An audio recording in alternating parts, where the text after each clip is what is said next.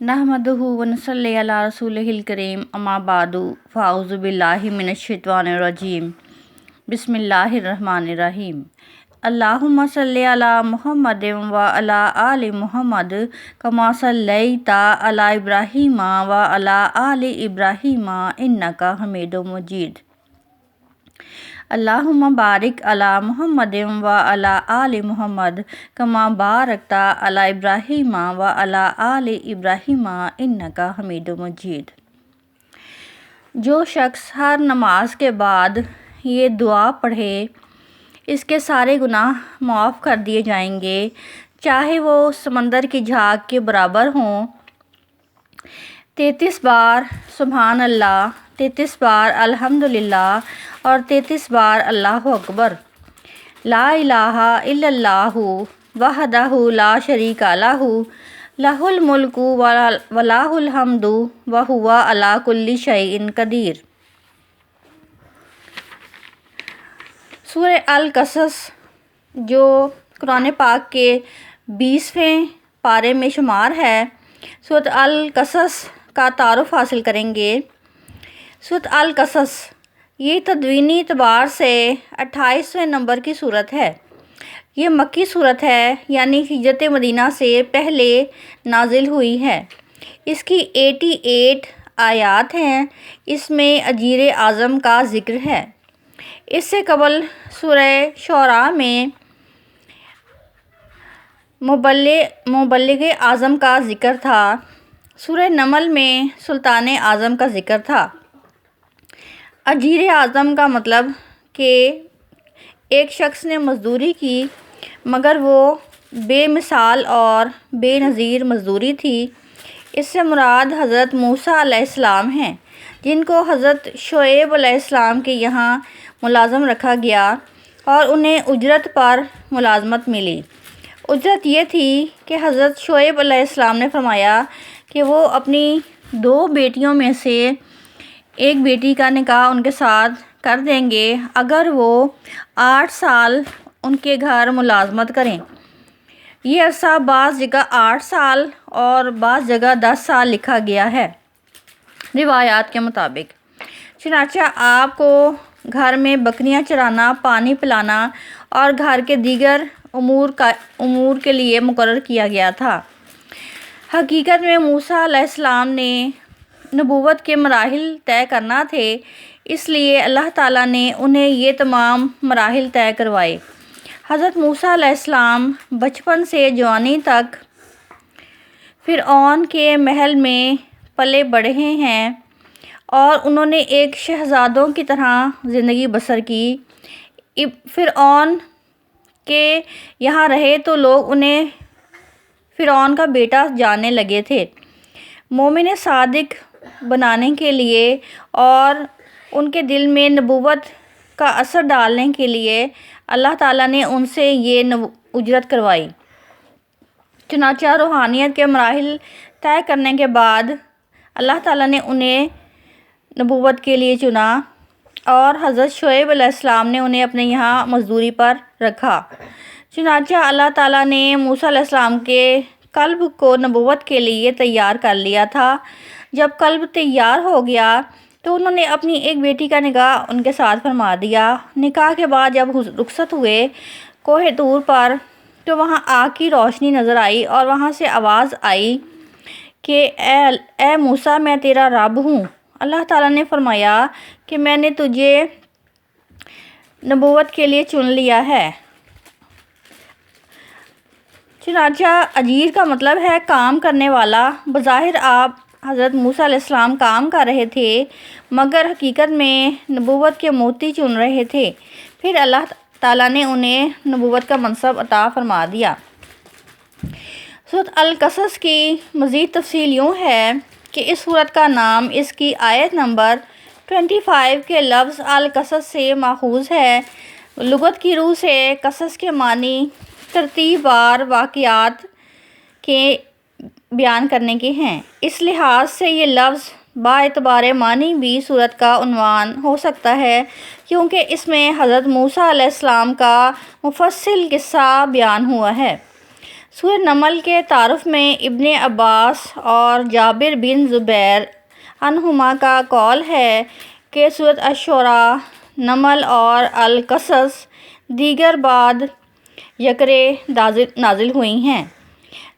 زبان، انداز بیان اور مضامین سے معلوم ہوتا ہے کہ تینوں صورتیں قریب قریب ہی نازل ہوئی ہیں، کچھ وقفے کے ساتھ۔ اس لحاظ سے بھی ان تینوں میں قریبی تعلق پایا جاتا ہے۔ حضرت موسیٰ علیہ السلام کے قصے کے مختلف اجزاء جو کہ اس میں بیان کیے گئے ہیں، وہ باہم مل کر پورا قصہ بن جاتے ہیں۔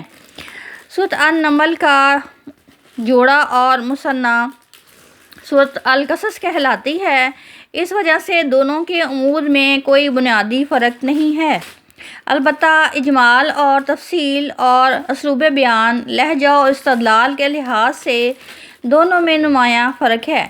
سابقہ صورت میں حضرت موسیٰ علیہ السلام کی سرگزشت کا صرف اتنا حصہ شامل کیا گیا ہے جو ان کی رسالت عطا کیے جانے اور فرعون کے پاس جانے کے حکم سے متعلق ہے۔ اس سورہ میں وہ پوری سرگزشت نہایت تفصیل سے بیان کی گئی ہے جو ان کی ولادت سے لے کر ان کو تورات عطا کیے جانے تک کے احوال اور مشاہدات پر مبنی ہے۔ سابقہ صورت میں بنی اسرائیل کی طرف صرف اشارہ تھا، اس صورت میں ان کے مضامین کا رویہ نسبتاً واضح انداز سے فرمایا گیا ہے، جس سے کہ معلوم ہوتا ہے کہ اس دور میں یہود کھل کر سامنے آ گئے تھے۔ حضرت موسیٰ علیہ السلام کا قصہ نبی پاک صلی اللہ علیہ وسلم کو اسی مقصد سے سنایا گیا ہے، جس مقصد سے کہ حضرت یوسف سورۃ بن یوسف کی سرگزشت سابقہ دور میں بیان فرمائی جاتی تھی کہ نبی پاک صلی اللہ علیہ وسلم اچھی طرح جان لیں کہ اللہ تعالیٰ اپنے رسولوں کی حفاظت اور نگہداشت اور اپنے رسولوں کے تحفظ کے لیے کیا کیا شانیں دکھاتے ہیں۔ قریش پر یہ حقیقت واضح کی گئی ہے کہ جس طرح اللہ تعالیٰ نے حضرت موسیٰ علیہ السلام کو فرعون اور اس کی قوم کی طرف نبوت دے کر بھیجا تھا، اسی طرح سے اس نے اس پیغمبر صلی اللہ علیہ وسلم اور اس کتاب کو تمہاری طرف بھیجا ہے تاکہ تم پر اللہ تعالیٰ کی ہدایت پوری طرح سے واضح ہو جائے اور تمہارے پاس گمراہی پر جمے رہنے کے لیے کوئی عذر باقی نہ رہ جائے۔